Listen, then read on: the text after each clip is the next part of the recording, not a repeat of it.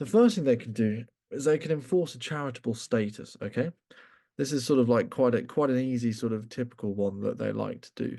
So to be precise, with the enforced charitable status, it is possible for a business, or specifically for a government, as is present in many Western countries. It's possible for a government, as is present in many Western countries, um, to essentially um, restrict the amount of money that can be withdrawn from a business in a given period of time. Instead, this is what really makes it kind of an exciting topic, right? What's instead possible? What's instead possible is the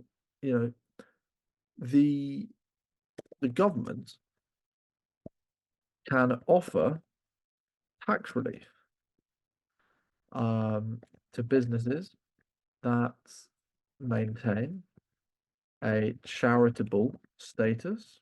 Okay, so there's like a tax relief offering there for these businesses that maintain a charitable status. That's sort of like a very key one, right? So yeah, businesses that maintain charitable status, they get offered a tax relief. For example, e.g., UNICEF, one of the world's largest charities. So that's a kind of very interesting one. Yeah, one of the world's largest charities, UNICEF, they essentially brought about, they brought about the sort of definition and mantra, shall we say, of, the era of charities that had, government assistance almost with their charitable work, because they were so they were so beneficial to the world. So the government can offer tax relief.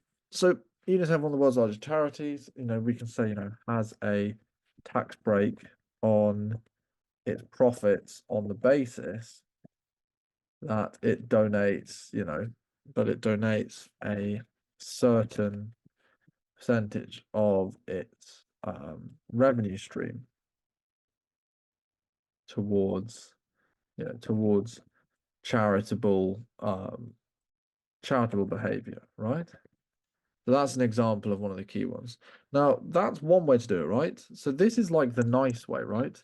That was, the above method is the kind of, the nice way, there is a reward for being good.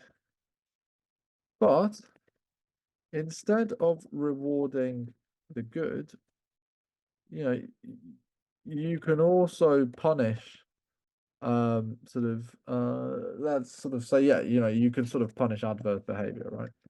It's possible to punish adverse behavior.